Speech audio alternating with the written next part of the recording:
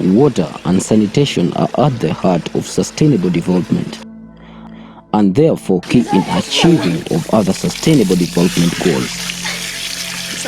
Poor and inadequate water and sanitation is a leading cause of poverty, mobility, and mortality in a number of countries. The provision of safe and affordable water has bigger social and economic benefits. Providing affordable water saves lives and reduces the burden on healthcare, as well as freeing up economic resources. Before we had this water, Justine Nabakova, a child development officer sponsored donor relations for Kabingo Child Development Center, reports that before they received piped water to the church and community, they used to face a problem of collecting water from a distant place and moreover unclean water, which was shared by animals and human beings. I'm called John Bosco Kwanga, the project director Kabingo Child Development Center, reports that their team assessed and identified a problem of water scarcity, whereby they sat down and wrote a proposal to Compassion International, which successfully funded the Safe Water Extension Project. Margaret Atwinomjuni, one of the community beneficiary, mother to Tushabire, who the church supports, reports that she used to collect water from a far point, and now that it has been brought closer to her place, she plans on making bricks that she will use for construction, irrigating her green vegetables and her banana plantation during dry season. It's called a gravity flow. So it means where water is coming from has to be higher than where it's going. Just on a gravity what? On a gravity flow. We had to make a trench, and in that trench we had to arrange hard cores and aggregates. Yes. Arranging those ones, we were just after filtrating the water that was coming from the hill, because when it's coming, it has some impurities. So meaning, before entering the screening chamber, we had to filter it, so that when it's enter here, it's clean. Engineer Gerald Canada, the brains behind the extension of water scheme to the church and the communities, explains how his team harvested the water from the eye points, tested its safety, and had to use a natural gravity to extend it to the persons of concern. Amazina ganje nwanyita Reverend Murumba Mathias kandi ndiyo muhereza warahanga awe. Reverend Mathias Mulumba, the overseer, above all thanks the Almighty God for keeping them alive and the church developing since 2004 when Kabingo Full Gospel Church was established. He continues to thank God for the mercy extended towards them, for bringing friends from the Compassion International and generously partnered with the church. The church was supported with construction of 4 classroom blocks, 8 sack pit latrines, constructed rainwater harvest tanks, constructed houses for vulnerable families, to mention but a few. And now God has again showed them mercy by extending piped water through gravitational flow from the hills of Kitabikire through the community and to the church. He thanks the government of Uganda, from the community members, local council leaders who have protected the church and linked them with the community in hard times and good times of work.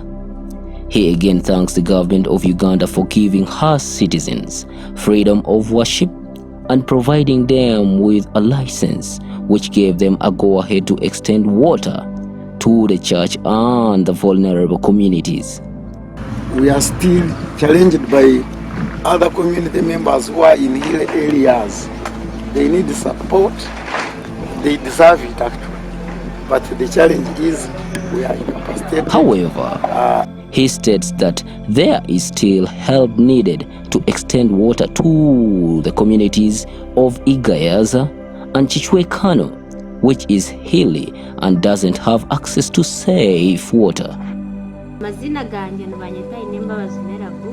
Ainembabazi Merab, a native from Igayaza, Kaharo Ward, Isingiro Town Council reports. Since she was born, by the time she made 7 years, she started fetching water from this dam, which everybody depends on within the community.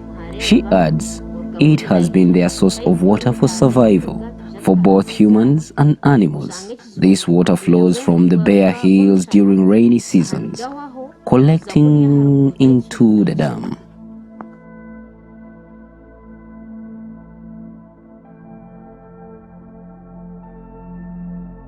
The frequent occurrence of drought and low rainfall patterns has resulted in reduced availability of safe drinking water. The water produced and distributed by the authorities does not match the demand, thereby creating shortages. In some areas, citizens have never gotten piped water for their lives. Twichirize Robert, a resident in Igayaza with a family size of 5, has been in the village for the past 12 years. And he reports their only source of water is water dams, which has managed to make them survive and their animals survive. Without that, they have to move 4 miles in search for water in dry seasons, which is a challenge for the school-going children, since they play a part in collecting water for domestic use, hence hindering their performances in class, in that they report to school sometimes late due to scarcity of water. Kamhanda Yelokam, a chairperson of Igayaza, reports he has over 110 households with the biggest challenge of lack of access to safe water. He says the only source of water they get is through rainwater from the dams and water harvest tanks. He reports the cost of a 20-liter jerrycan of water is around 1,000 to 1,500 Ugandan shillings during the dry season, which makes the cost of living expensive in the village. This water in dams is shared with their animals, which puts their lives at risks from diseases. He adds, they have to move 4 miles to collect water since they are on the top of the hill and yet water is at the bottom side in the trading centers. His humble prayer and request is to well-wishers, government agencies, other partners who can help motorize water to their community. Then the community members will be grateful for life. However, when Engineer Gerald was asked about how water could be delivered to Igayaza community and Chichwekano, he further explained that the water harvested is over 77.7 cubic liters, which can serve over 380 families, averagely with 10 people in a family, even if an individual would consume 20 liters in a day per family. He explains that one of the ways of extending water to the affected villages with steep slopes was through motorizing using solar panels or generators. According to the report by the Water Supply Atlas on 10th November 2021, access to safe water was defined as the ratio of people served by the safe water point and piped water supply to the total population. Results indicate Isingiro Town Council has 31% access to safe water, and yet Igayaza village doesn't have any safe water point and piped water supply to the total populations. This indicates 0% access to the safe water in Igayaza village and therefore immediate intervention is needed to save the lives of the entire community. Water and sanitation is a basic human right that, when availed responsibly, will improve the quality of life for you and your children.